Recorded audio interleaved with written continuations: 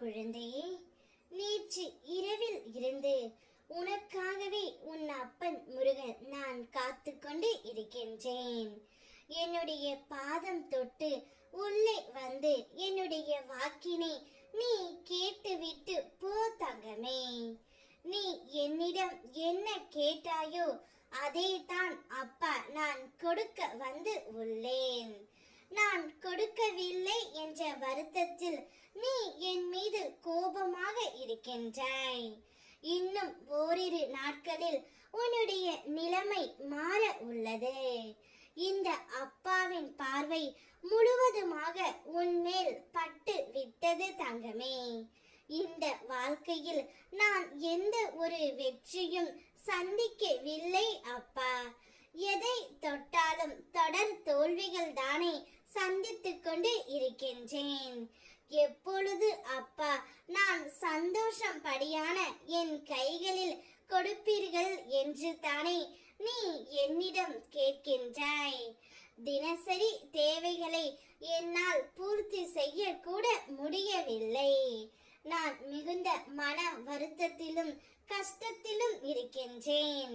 என்னுடைய கஷ்டத்தை வெளியில் சொல்ல முடியாமலும் தவித்துக் கொண்டு வருகின்றேன்.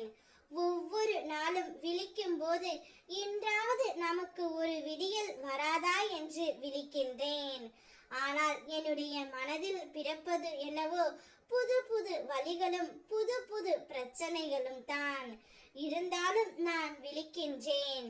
ஏனென்றால் என்னுடைய முருகனப்பா என்னை பார்த்து கொள்வார் என்ற நம்பிக்கையில் நான் எப்போதும் உங்களையே நினைத்து கொண்டு இருக்கின்றேன் முருகனப்பா என்று நீ என்னிடம் கேட்கின்றாய் தங்கமே. கவலை கொள்ளாதே. நேற்றில் இரவில் இருந்து உனக்காக நான் காத்து கொண்டு இருப்பது உன்னுடைய இந்த நிலையை நான் மாற்றி தரவே தங்கமே. உன்னுடைய நிலையை நான் நல்ல விதமாக மாற்றி உனக்கு கொடுக்க போகின்றேன்.